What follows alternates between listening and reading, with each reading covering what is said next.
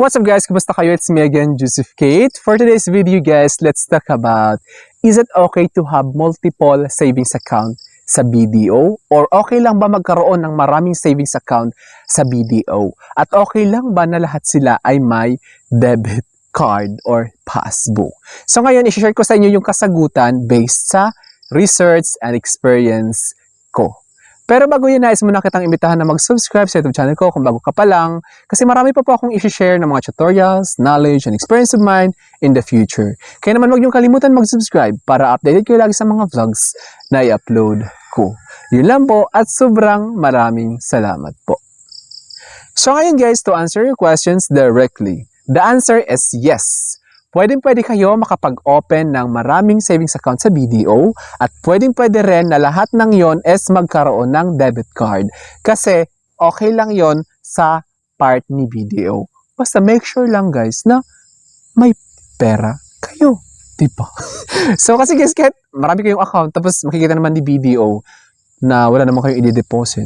Yes, it's perfectly okay and often smart to have multiple savings accounts at BDO or any bank. Any bank actually guys, pwede yon.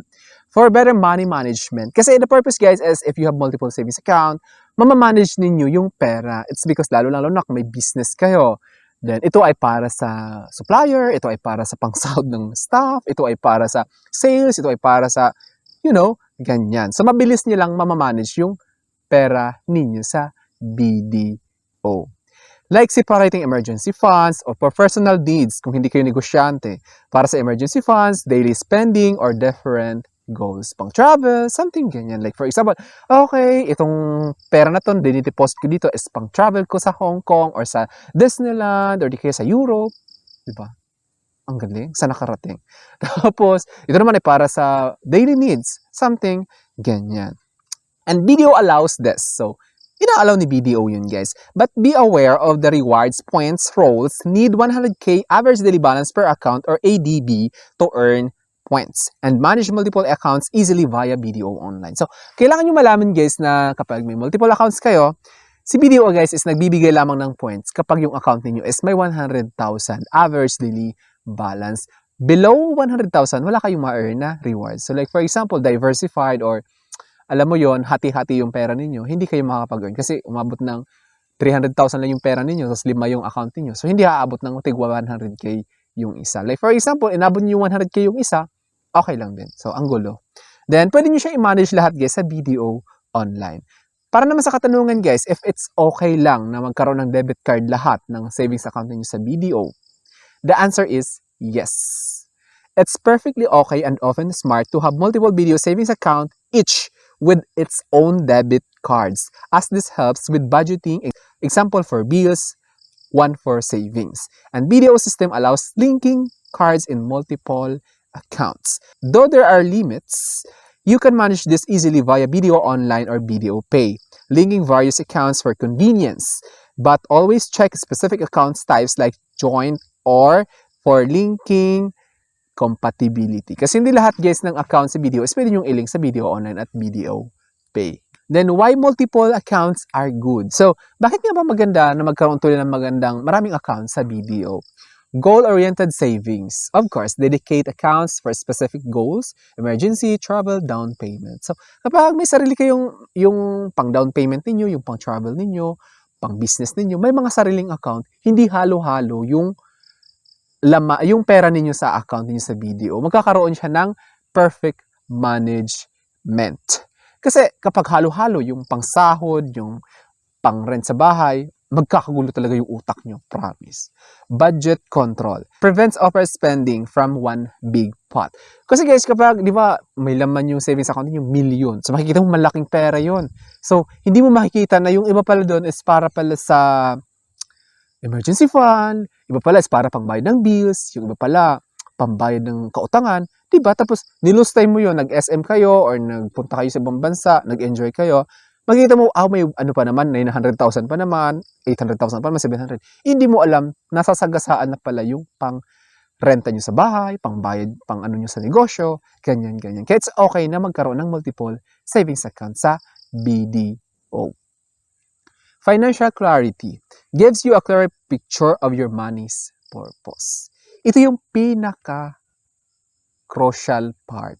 So kapag iba-iba yung account, magkakaroon kayo ng financial clarity. Malinaw kung itong pera na to is para lang saan, transfer mo lang siya doon.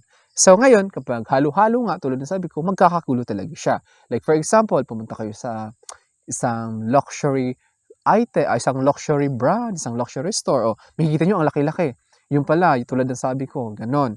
So, since ito ay bukod-bukod, makikita nyo lang, lalagyan nyo lang ng label yung for rent, for bills, for personal spending. So, mabilis nyo lang talaga mamamanage yung pera ninyo sa bangko. Then yan, BDO specifics, let's talk about. Multiple accounts are fine. BDO offers various savings account types like peso, USD, and lets you manage them. So tulad na sabi ko, yun nga, mamamanage niyo ng maayos, it's because may kanya-kanya. Then BDO online app. So easily link and view your multiple personal accounts, including joint or accounts, and the app under manage account. So, since may multiple accounts kayo sa BDO, marami kayong accounts, marami kayong minamanage, so much better guys na i-enroll nyo lahat yan sa BDO online. Para makikita nyo lahat ng transactions doon. Mamaya magkaroon ng unauthorized transactions, so magkakaroon agad kayo ng chance na ma-dispute yung mga transactions na yun. It's because nakikita nyo lahat or namomonitor nyo siya sa BDO online application. Then ito guys, BDO rewards. Points are earned per account with 100,000 pesos average daily balance or ADB. So having many accounts with low balances won't earn points. So ito na guys, yung sinasabing BDO rewards. So kailangan nyo maintindihan na nangangailangan yung isang savings account ni BDO ng 100,000 average daily balance para makapag-earn siya ng points. So ngayon, having many accounts can lead you to a lower balances. So, kapag purpose mo lang naman is for savings, huwag mo na ikalat. Kasi, hindi mo naman gagamitin yung pera na yun eh. So, ilagay mo na lahat dun sa isang account. Kung wala ka namang business, tapos may iba kayong bank account, doon mo na ilagay. Kasi, magkakagulo lang din, hindi nyo marireach yung required 100,000 pesos average daily balance para mag-earn kayo ng BDO rewards points. So ngayon guys, in summary, go for it. Having several BDO savings account helps you save better. And managing them is easy with their application. Just remember the BDO reward point conditions. So, walang problema guys kung gusto nyo marami kayong BDO savings account.